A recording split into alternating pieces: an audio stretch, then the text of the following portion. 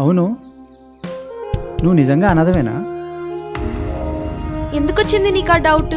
ఎప్పుడు ఏదో ఆలోచిస్తున్నట్టు టెన్షన్ పడుతూ ఉంటావు. అవును, నువ్వు అనుకున్నట్టు నేను అనాథని కాను. నాకు కూడా అమ్మ, నాన్న, తాతయ్య, ఒక మంచి ఫ్యామిలీ ఉండేది. నా చిన్నప్పుడే మా అమ్మ నాన్న ఒక యాక్సిడెంట్లో చనిపోయారు. నేను మా తాతయ్య దగ్గరే పెరిగాను. హలో హలో సుబ్బారావు, ఎక్కడున్నావయ్యా? వంటలో అదిరిపోవాలి.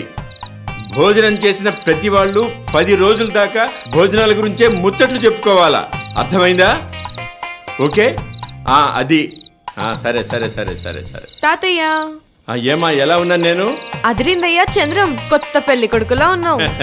అంత బాగున్నానా? ఓల్డ్ హీరోలా ఉన్నావు. తాతయ్య, అటు ఇటు తిరక్కు, బట్టలు నలిగిపోతాయి. నువ్వు కూడా వెళ్ళి రెడీ అవ్వు. సరే తాతయ్య. ఓకే. ఎక్కడున్నాం మనం? వంటలు అద్రిపోవాలా.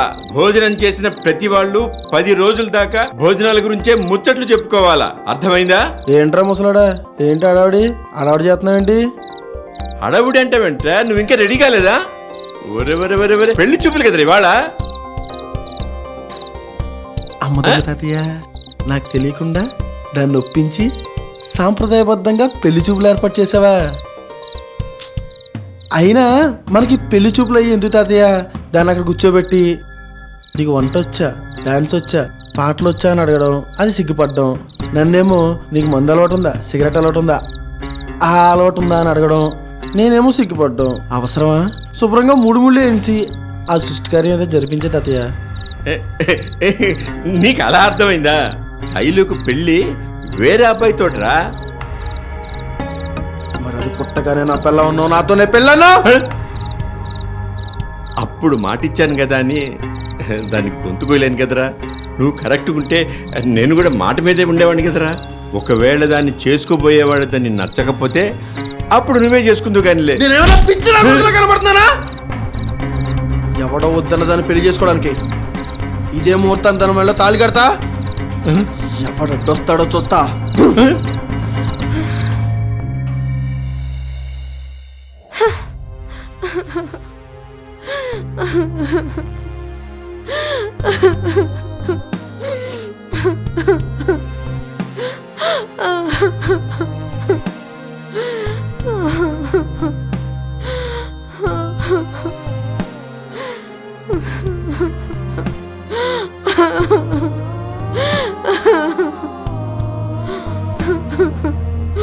తాతయ్య, అమ్మా అమ్మా, ఏంటి తాతయ్య ఇది? చిన్నప్పటి నుండి పెంచిన మావయ్య ఇలా మాట్లాడితే ఎలా తాతయ్య? వాటికి మావయ్య కాదమ్మా, పరమ కిరాతకుడు. మీ అమ్మను నాన్నను దాన్ని పుట్టను పెట్టుకున్నాడమ్మా. మీ అమ్మను నాన్ననే కాదమ్మా, వాడి భార్యను కూడా పొట్టను పెట్టుకున్నాడమ్మా. వాడు నిన్ను పెళ్లి చేసుకుంటే ప్రశాంతంగా నీకు జీవితం సుఖంగా ఉండేటట్లు చూడలేడమ్మా. అమ్మా తల్లి, నువ్వు ఇంట్లోంచి వెళ్ళిపోమ్మా, నా మాటిని వెళ్ళిపోమ్మా. దయచేసి నా మాట విను, నువ్వు వెళ్ళిపోమ్మా. వెళ్ళిపో తల్లి, నువ్వు వెళ్ళిపోమ్మా. తాతయ్య, నిన్ను వదిలి నేను వెళ్ళలేను. తప్పదు తప్పదు, నువ్వు వెళ్ళక తప్పదు. వెళ్ళిపోతే నిన్ను చంపేస్తాడు తాతయ్య. నేనేమైపోయినా పర్వాలేదమ్మా, వెళ్ళిపోమ్మా. నువ్వు మాత్రం బాగుండాలమ్మా. వెళ్ళిపోమ్మా, వెళ్ళిపోమ్మా, వెళ్ళిపో తల్లి, వెళ్ళిపో. నువ్వెక్కడున్నా హ్యాపీగా ఉండటమే నాకు కావాలి తల్లి. ప్లీజ్ ప్లీజ్ తల్లి, నువ్వు మాత్రం వాడిని పెళ్లి చేసుకుంటే నీ జీవితం సర్వనాశనం అయిపోతుందమ్మా. నీ జీవితం సర్వనాశనం అయిపోతుందమ్మా. అమ్మా, నా మాటిని తల్లి, నా మాటిని తల్లి, నువ్వు వెళ్ళమ్మా, వెళ్ళిపో.